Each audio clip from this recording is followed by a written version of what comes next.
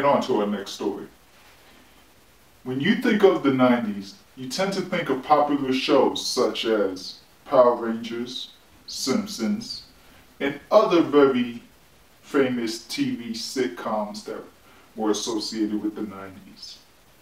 You also tend to think about things such as, I don't know, if Michael Jordan was the greatest basketball player ever, the Jordan sneaker. You also tend to associate the rise of pop and boy bands.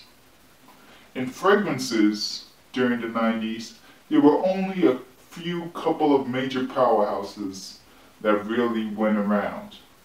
First off, you had Dior Fahrenheit, for instance, that really took off in the 90s and is still a timeless classic today.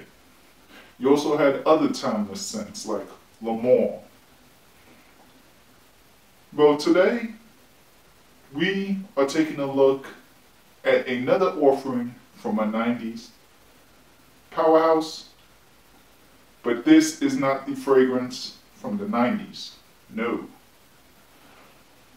Leau was released in 1994, and roughly about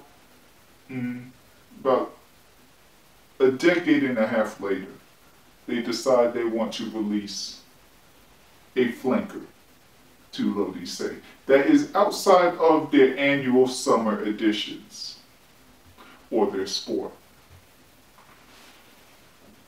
Leau Gold, released in 2011.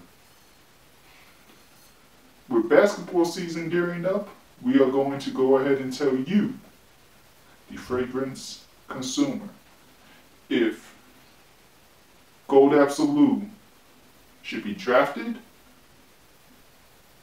or not. Reporting live on this report will be that guy Joe, who will go ahead and give you an our in-depth take on what we think in the draft report for Leau Gold Absolu. Take it away, Joe. Thank you, Anthony. And that's right. In the 90s, we had Leau. In 2011, they decided to change what they do. Normally, when you mention Issey Miyake, you think of an annual summer flanker or a sport or some sort of juice that can be seen as a signature scent, yet light.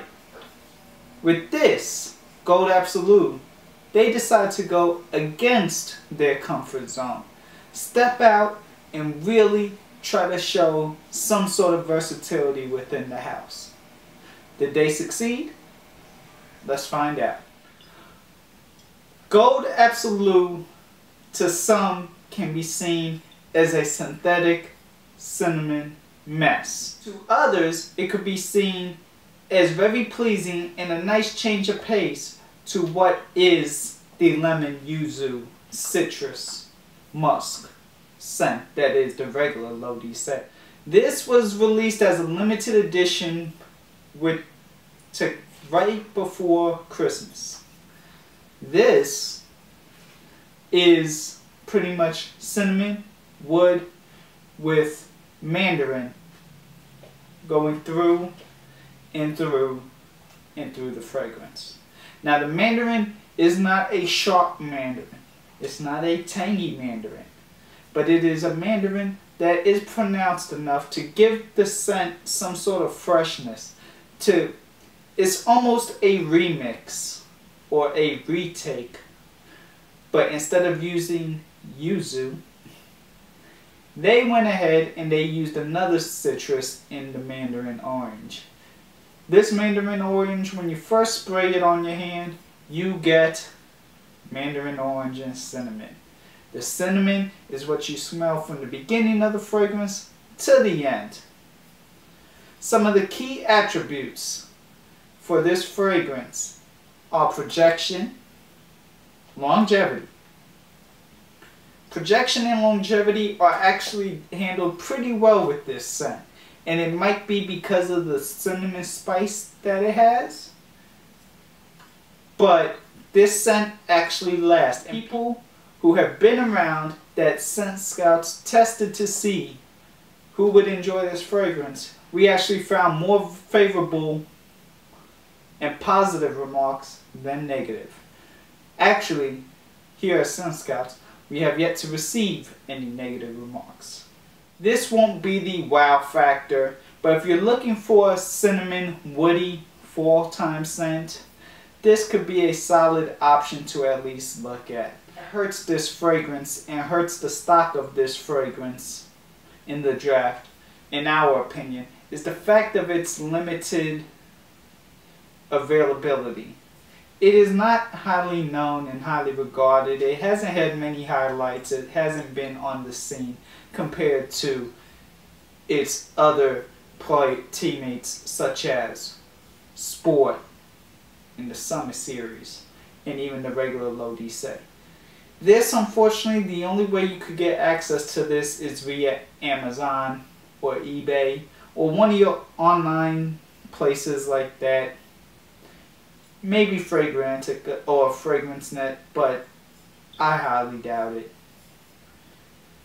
I will say that if you do not enjoy cinnamon, don't try this. If you do not enjoy woody, do not try this, because that is pretty much what this scent is. This is a cinnamon woody. We've seen this perform on several occasions. Date, work, night out. And we see this possibly really doing its best work as a casual signature for the fall time, as well as in a work scent.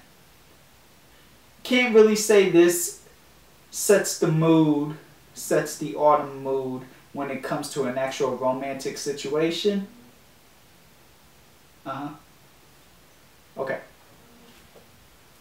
But nevertheless, this could be a great option, especially if you have Leau as a signature, but just feel it doesn't hold up as well come the winter and fall time. If you like cinnamon, if you like orange, if you like wood, try this out, and then this way you could have the original for the spring and summer, and this for the fall and winter. Box will come in your two-tone golden white with black lettering and then white lettering and gold lettering. Issey Miyake written at the top.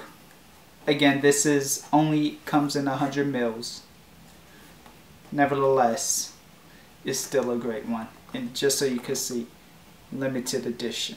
Bottling and the packaging of Leau Gold Absolu. The normal Leau comes with a white cap.